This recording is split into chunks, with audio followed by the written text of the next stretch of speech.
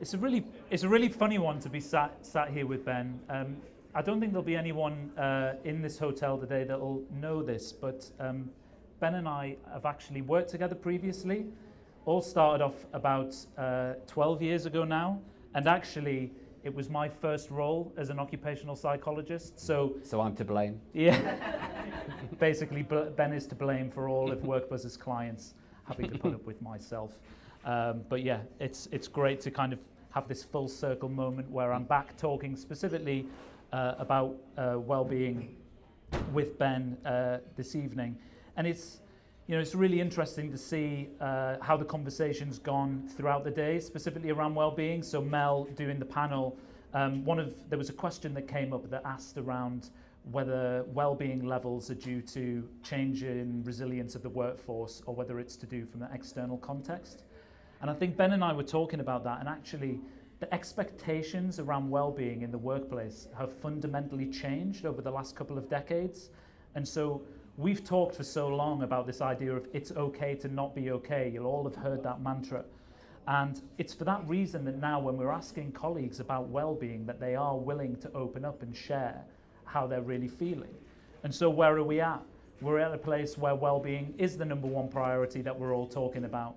We're in a place where, despite more people asking for hybrid working and remote working opportunities, that actually 16 to 34-year-olds are indicating that they suffer from more symptoms of depression and loneliness than ever before. There's actually a new Wellbeing State of the Nation report that's just been published this week that showed that only 1 in every 4 colleagues really feels that their employer truly cares about their well-being, and that actually general well-being levels are at a decade low.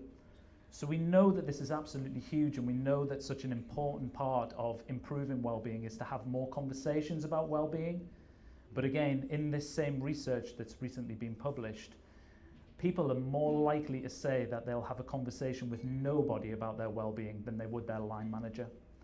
So having these conversations about well-being is so important to me. It's so important to every practitioner out here. And so I guess the first question I'm going to put to you, Ben, is, given how much of a priority well-being is, given that well-being issues are so endemic, what is actually going on, and how sustainable is this? If we don't start to turn the tide on decreasing well-being levels that we're seeing, what's going to happen?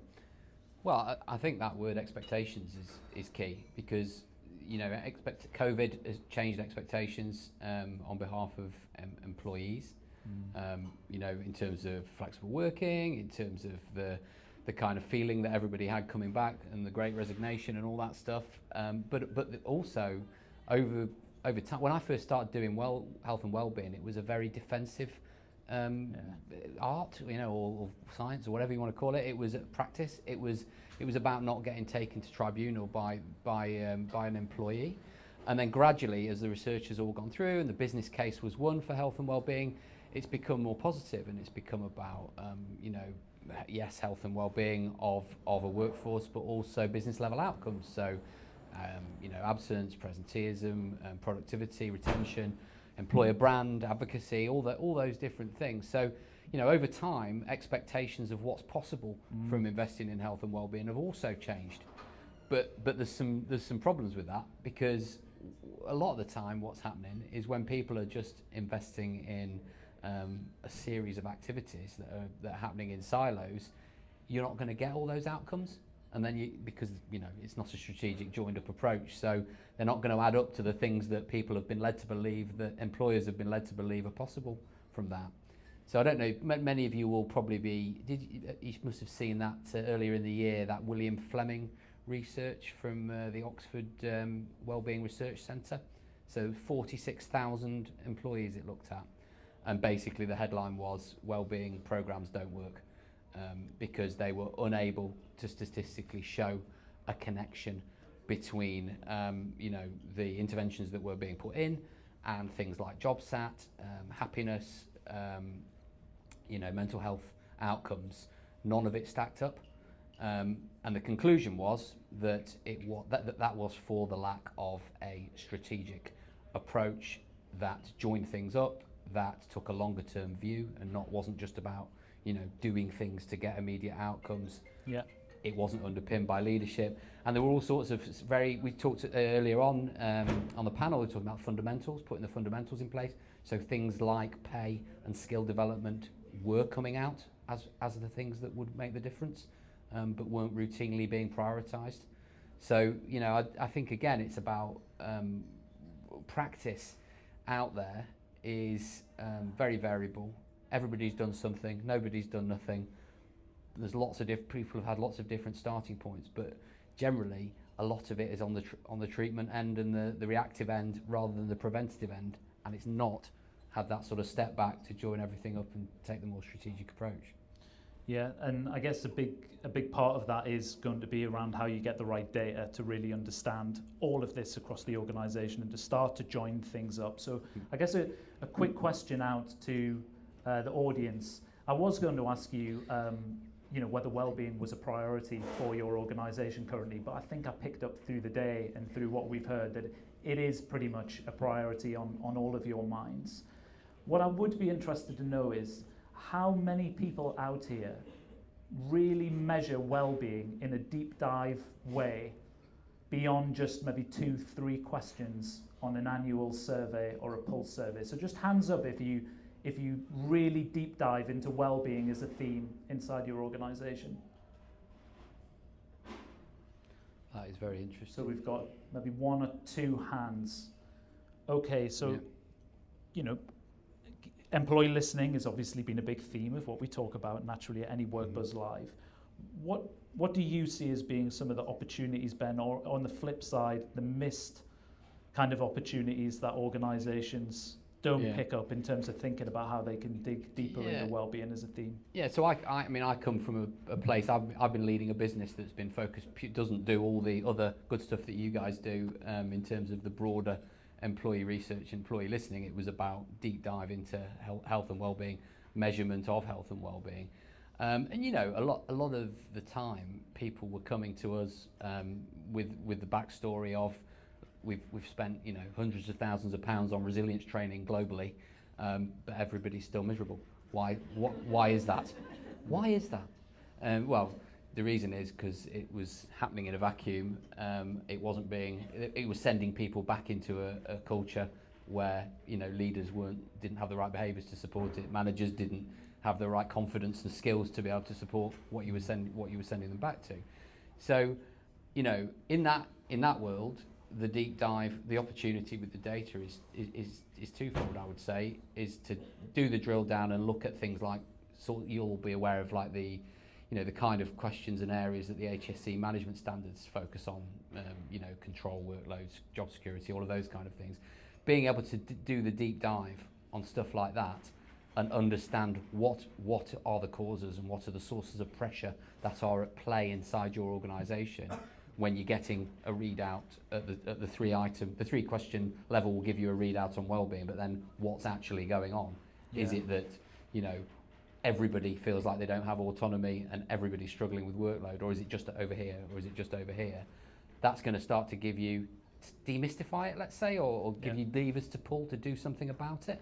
Because we heard there was quite a lot of talk on the panel about how difficult wellbeing is to get a grip of because everybody is different to everybody, right? So it's hard to come up with something that's going to please everybody. When you start talking about common sense things like having the right resources, having control of how you do your job, having good work relationships, suddenly it's not that complicated anymore. Yeah. There's just 6 or 7 things that you need to take account of and help people to manage properly. Yeah. And of course, that is also your route to having a sensible conversation with line managers, because they recognise those things much more they do than say just fix well-being. Yeah, I was going to ask you about. I just need to take care of your well-being. Oh, I'm so grateful. With a replacement chair. I can't. It was going through my mind, guys. I have to say, it was going through my mind. I mean, it would have provided some comedy, composed, but probably not good from a and a lawsuit. Yeah. Yes. Who was more worried, me or you? I was worried for you. Amazing. Thanks, Gary. So the line managers, and we've touched on line managers. Line manager capability was something that was asked earlier in the panel as well.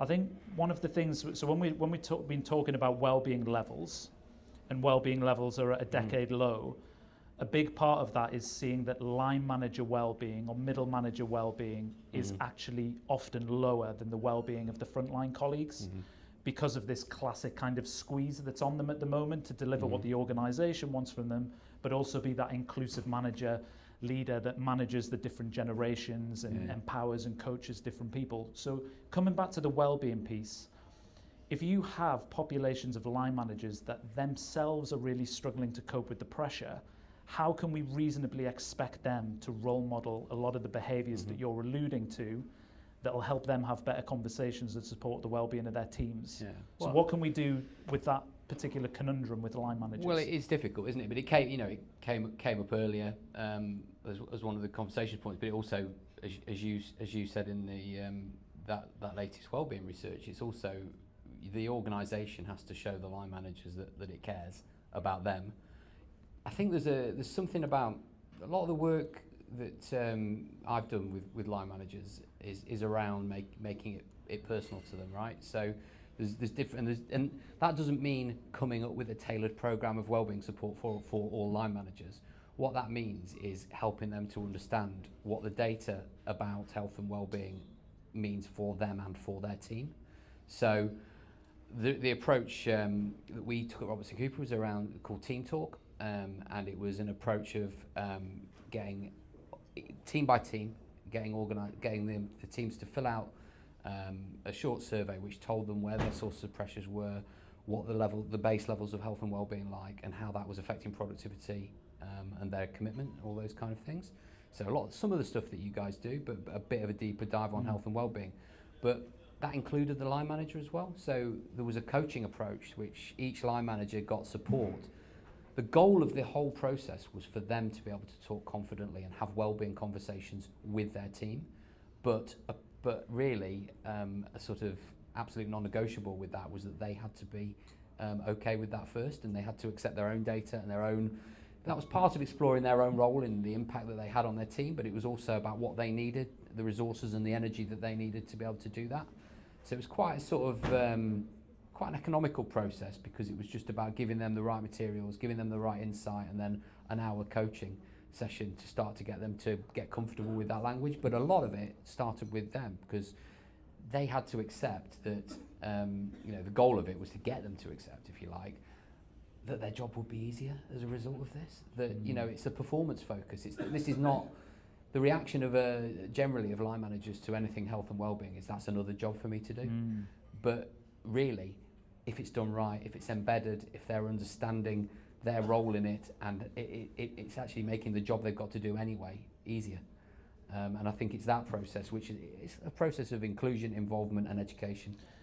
So for a lot of the practitioners here, and obviously ourselves, we get it, and we understand why well-being is so important. And I don't think there's a person that works in HR that wouldn't think, yeah, we need to do more around well-being, we want to do more around well-being. But how do you make this a bigger conversation than just HR? Because a lot of what you've talked about in terms of even investing in those line managers, that's going to require some business backing and support. So what have you seen work for organizations who really need to try and get more senior stakeholders across the organisation understanding the importance of this? Well, I think there you're going back to that more strategic outlook, because when the investment flows for that kind of skill capability build, because it is a capability build, and not the only one that you'd have to do as a result of taking a more holistic approach to health and wellbeing, it's part of a bigger enterprise. It's about an organisation that's actually starts with a leadership commitment to put health and wellbeing at the heart of a business. That's the hardest for you guys out there, influencing the top table, and how you do that, how you tell that story about where you want to take in, what the benefits of it. So moving it from that, it's just a tick box, it's something we have to do so we don't get in trouble, to this is going to change our employer brand. This is going to be how we attract the best quality talent and retain it. This is the productivity hit that we can get over a number of years by investing in this piece. Telling that story, I think, is where it starts. Helping them to make it personal for those guys at that level as well, and then they'll start to see it starts to become a thing of, well, if we don't do the line manager piece in the middle, it's going to fall over, isn't it? Because the line managers are going to be the operators of any integrated health and wellbeing system. Yeah. So it's about them understanding the role that that managers play in a strategic, long-term approach to health and wellbeing. Yeah, and we do see a lot through a lot of the WorkBuzz surveys that we do, that actually there's a huge gap between managers knowing what's expected of them in their role as a line manager, but actually feeling like they've got the time to deliver on the people management sides of their roles.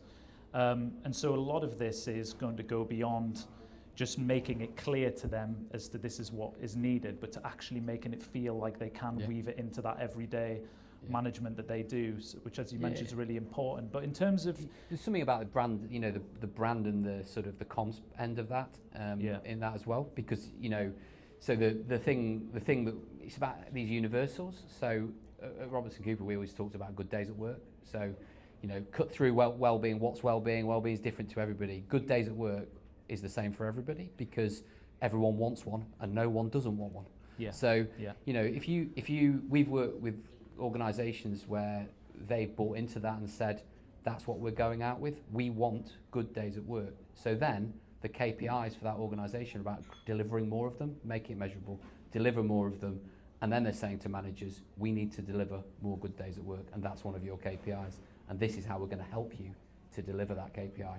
So it's about structuring it and making it meaningful, really compelling, but also measurable.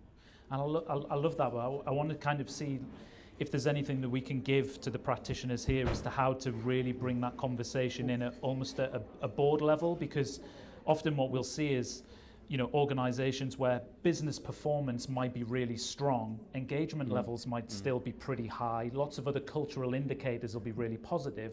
So even though the well-being scores and things that come out suggest that there's a lot of pressure in the business that might be impacting, a lot of stakeholders would look at it and say, well, actually the business is performing really well. So is this actually a challenge? So what would some of your recommendations be for how to really elevate well-being as a conversation and make it more about sustainable high performance? Well, I think there's a couple of things there. One is about the power of data. It's about joining up your data, using predictives, also combining where you can your existing data with the new data that you collect, because everybody's sitting on a treasure trove of existing data that's probably siloed, but it all, a lot of it relates to health and well-being. So it's about how you dashboard that, combine existing and new data. But I think the biggest thing is, if you think about that conversation with what I, think about your answer to this question is why do you want to invest in health and well-being? Every business needs to understand why it wants to invest in health and well-being. Is it values driven? Is it because it's the right thing to do and vaguely philanthropic? Is it to do with cost savings? Is it to do with productivity? Is it to do with employer brand? There's loads of outcomes that have been linked through all the research over the years and the business cases with health and well-being. But you can't have them all. You can't point your health and well-being at all of them, your strategy at all of them, and expect it all to come out. You've got to decide why this is important to your business and what it drives. And I think in order to, if you like, move forward and devise and implement an effective strategy or even a plan, you have to understand that, and you have to be on the same page with the board on that. Cool. I totally agree. So I've got one last question for the practitioners. So one action for all the practitioners is to ask themselves that question of why specifically you're investing in health and well-being. What difference is it going to make for your organisation? But I know lots of different organisations out here will be at different stages with their well-being, different stages of maturity. Some might have a strategic joined-up approach that you alluded to. Others might be taking the starting steps, the early steps, whatever we want to call it. But in terms of going away from today and really recognising and understanding as a practitioner, what is my starting point? What is my right next step to do more work around health and well-being? What guidance, advice would you have for how organisations could find that starting point?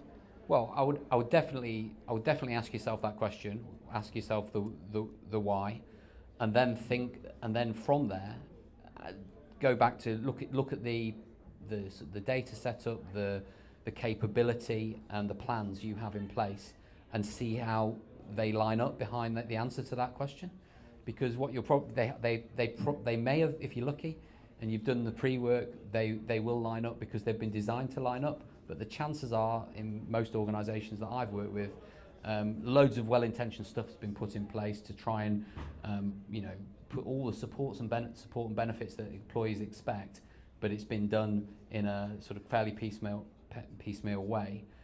So the chances are that your actual objective and your strategic objective this probably doesn't join up to the actions and the activities that you have in place. So I would think about that gap, and then I would think about what steps you could take to realign that, and also what the business is ready for, because a lot of these wellbeing strategy can be quite highfalutin. It's not that can put people off because it feels too hard. Really, you don't always need a strategy. What you need to make sure is that your plan and your set of things line up with the organisational strategic plan. If the organisation's got a clear direction, how is health and wellbeing going to contribute to that? That's in some cases better than spending a year putting a strategy together that no one's ever going to read. So it's doing that, being clear on what the steps in that are, how you data as well. Yeah. Get the most. How can you get the most out of your data?